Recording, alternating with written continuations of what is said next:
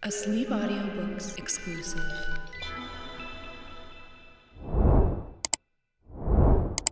Chapter 22 The Country of the Quadlings.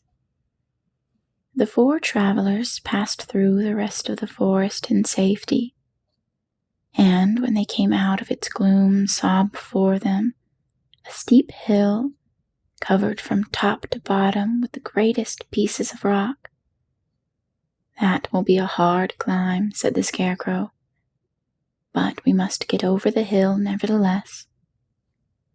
So he led the way and the others followed. They had nearly reached the first rock when they heard a rough voice cry out, "Keep back!" "Who are you?" asked the Scarecrow. Then a head showed itself over the rock, and the same voice said, "This hill belongs to us, and we don't allow anyone to cross it." "But we must cross it," said the Scarecrow. "We're going to the country of the Quadlings." "But you shall not," replied the voice. And there stepped from behind the rock the strangest man the travelers had ever seen. He was quite short and stout, and had a big head, which was flat at the top, and supported a thick neck full of wrinkles. But he had no arms at all, and seeing this, the Scarecrow did not fear that so helpless a creature would prevent them from climbing a hill. So he said, "I'm sorry not to do as you wish, but we must pass over your hill, whether you like it or not." And he walked boldly forward.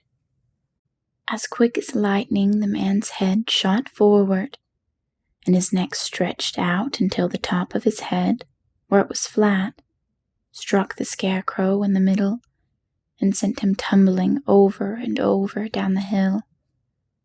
Almost as quickly as it came, the head went back to the body, and the man laughed harshly as he said, "It isn't as easy as you think." A chorus of boisterous laughter came from the other rocks, and Dorothy saw hundreds of the armless hammerheads upon the hillside, one behind every rock. The lion became quite angry at the laughter caused by the Scarecrow's mishap, and giving a loud roar that echoed like thunder, he dashed up the hill. Again a head shot swiftly out, and the great lion went rolling down the hill as if he had been struck by a cannonball. Dorothy ran down and helped the Scarecrow to his feet, and the lion came up to her feeling rather bruised and sore, and said, "It is useless to fight people with shooting heads. No one can withstand them." "What can we do then?" she asked. "Call the winged monkeys," suggested the Tin Woodman. "You still have the right to command them once more." "Very well," she answered, and putting on the golden cap, she uttered the magic words. The monkeys were as prompt as ever, and in a few moments the entire band stood before her. "What are your commands?" inquired the king of the monkeys, bowing low. "Carry us over the hill to the country of the Quadlings," answered the girl. "It shall be done," said the king, and at once the winged monkeys caught the four travelers and Toto up in their arms and flew away with them.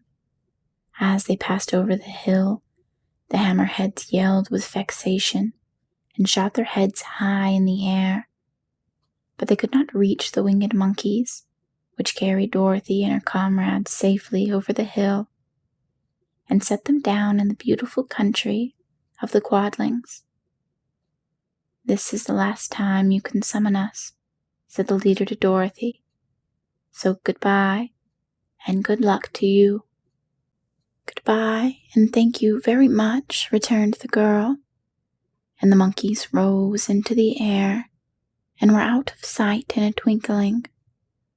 The country of the Quadlings seemed rich and happy. There was field upon field of ripening grain with well-paved roads running between, and pretty rippling brooks with strong bridges across them. The fences and houses and bridges were all painted bright red, just as if they had been painted yellow in the country of the Winkies and blue in the country of the Munchkins. The Quadling themselves, who were short and fat and looked chubby and good-natured, were dressed in all red, which showed bright against the green grass and the yellow grain. The monkeys had set them down near a farmhouse, and the 4 travelers walked up to it and knocked at the door. It was opened by the farmer's wife, and then Dorothy asked for something to eat. The woman gave them all a good dinner, with 3 kinds of cake and 4 kinds of cookies, and a bowl of milk for Toto. "How far is it to the castle of Glinda?" asked the child. "It is not a great way," answered the farmer's wife. "Take the road to the south, and you will soon reach it." Thanking the good woman, they started afresh and walked by the fields and across the pretty bridges until they saw before them a very beautiful castle. Before the gates there were 3 young girls, dressed in handsome red uniforms, trimmed with gold braid, and as Dorothy approached, one of them said to her, "Why have you come to the South Country?" "To see the good witch who rules here," she answered. "Will you take me to her?" "Let me ask your name, and I will ask Glinda if she will receive you." They told who they were, and the girl soldier went into the castle. After a few moments she came back to say that Dorothy and the others were to be admitted at once. End of chapter 22.